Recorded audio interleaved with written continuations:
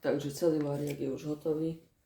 Konečne som to dokončil. Rozmery bedňa sú na šírku 35,5, na hĺbku 45 a na výšku bez nožičiek 21 a s nožičkami nejak 23,5. Celé to mám na takejto drevenej doske, čož je z Oby za 8 €. Podložka s kolečkami. Mala by byť do 200 kg, takže celý variak váži 37 kg, takže úplne v pohode. Presne som to vážil 37,5. Prívodný kábel je normálna zastrčka. Drôt je, zdá sa mi, že trojžilák 3 mm lánko a nejak 1,5 m. Takže len to zapojiť do zásuvky. A toto je zásuvka na 220 V priamo zo siete a tieto banániky sú tiež na 220. Toto je regulovaný výstup, aj tieto banániky, a toto je 110 V. Toto je ampermeter aj na banániky, aj na zásuvku regulovanú a voltmeter tiež aj na zásuvku, aj na banániky. Tento vypínač je napojený na stykač 25 A, takže to je úplne v pohode. Vidíte voltmeter, ako ide.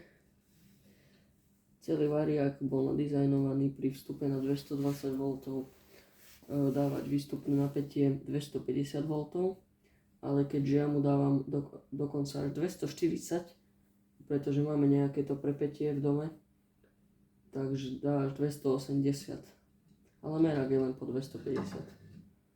Takže idem zobrať skúšačku a idem vám namerať všetky výstupy.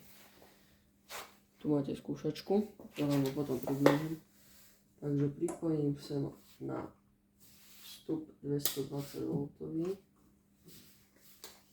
No a teraz máme dobré napätie 230 teraz. Koľko je hodín vlastne?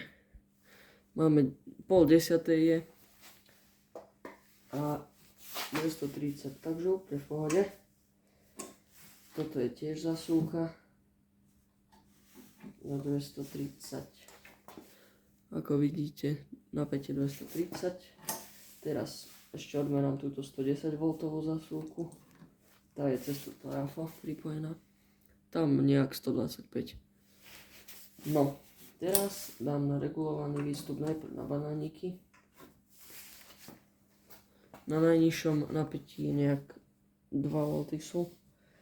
Keď zvýšim napätie na 100 V, teraz by tam malo byť 250, no 240, 250. A maximálne napätie 200, no 270. Aj túto zásuvka. Aj túto zásuvka je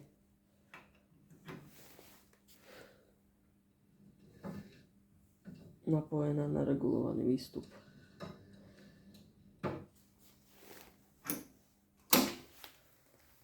Ešte vám ukážem ten variak zvonka.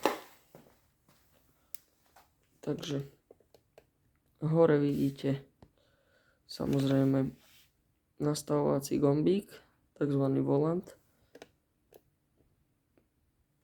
Tuto máte ampermeter, voltmeter, jak už som hovoril, banániky na 220, zásuvku na 220 V, regulovaný výstup banániky a zásuvka a 110 V zásuvka. Tuto máte kontrolku zapnutia a vypínač hlavný. Takže to je tento variak už pekne hotový, už iba nálepky dám porobiť, nech mám pekne všetko označené. Tak ďakujem za pozretie tohto videa a čaute.